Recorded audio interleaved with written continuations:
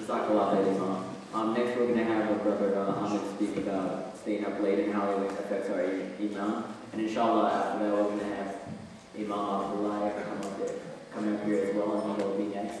And then we'll have a Q&A session after that. There'll be ushers going around with the 4x4 cards so you can write your questions, and then we'll move on from there.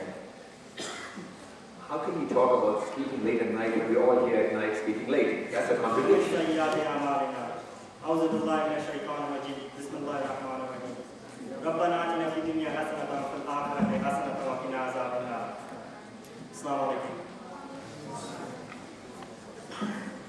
Allah subhanahu wa ta'ala has created for us numerous bounties. Amongst them the sun, the moon, the sky, the earth, animals, partners, as well as many bounties which we often fail to appreciate. Allah subhanahu wa ta'ala states in the Quran, if you were to count my bounties, you would not be able to do so.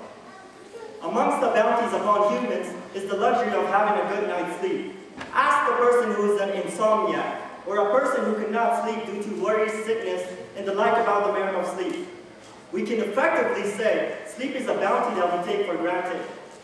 Islam, being a complete religion, talks about every aspect of our existence, including that of sleep. Thus, it's no wonder that Allah subhanahu wa ta'ala talks about sleep in the Quran, the significance of night and day, and how each has a place in our lives. Science has noted the following.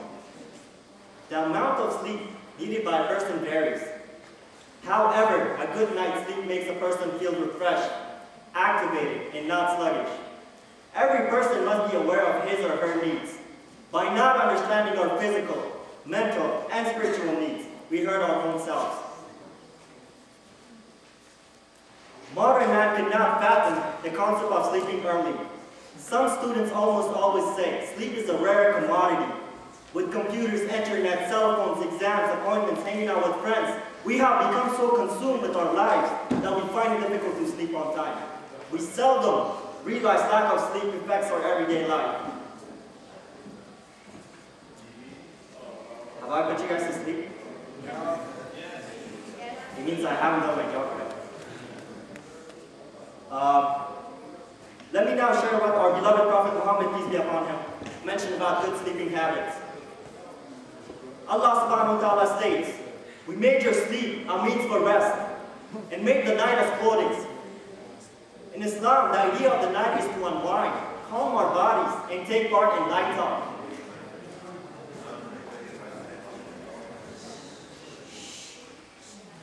In Islam, the idea of the night is to unwind, calm our bodies, and take part in light talk.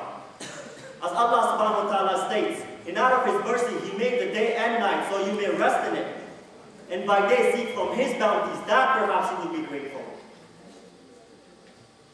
In the past, responsible adults used to place their families in bed, more so their young ones, then get up and pray in the quiet parts of the night, which is called the Tahajjud prayer. Due to modern advances, now it has all changed. Businessmen now have to call business partners to negotiate transactions. Teenagers have to play computer games, sometimes under the bedsheets with their iPods, and the list goes on. All these actions affect our spirituality and productivity as effective human Muslims. The worst amongst us are those that use our nights to entertain ourselves and waste it away. Nights filled with immoralities, corrupt behavior leads to one's destruction of work and studying productively. My claim is not only for us youngsters. Even our respected elders are at times guilty of singing to the tunes of Bollywood and the like of Al Jazeera. When we lose our nights, we lose our days, we lose our months. We teach those around us how to waste time. We become a wasted society.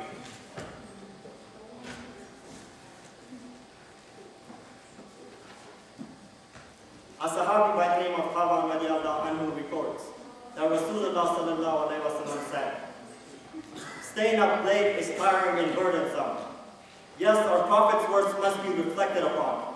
Staying up without genuine needs affects our entire day. When Sayyidina Aisha heard Urwa radiallahu anhu once talking after Isha prayer, she asked, what is this talk after dark? I have never seen Rasulullah sallallahu alaihi wasallam sleeping before this prayer or talking after it. He was praying and gaining reward.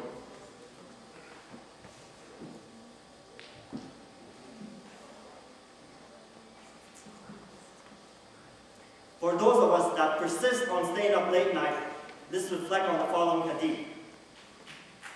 According to Imam Bukhari in Muslim, the most burdensome prayers for a hypocrite are Isha and Fajr. And if only they knew what virtues they have, then they would have attended them, even if they would have crawled to the masjid. I have proved to you scientifically and religiously that not sleeping enough and having a good night's sleep affects the efficiency. We also have hadiths that also talks about its significance. Sleeping late causes lacking spirituality due to unwanted deeds, resulting in the lack of obedience towards Allah subhanahu wa ta'ala.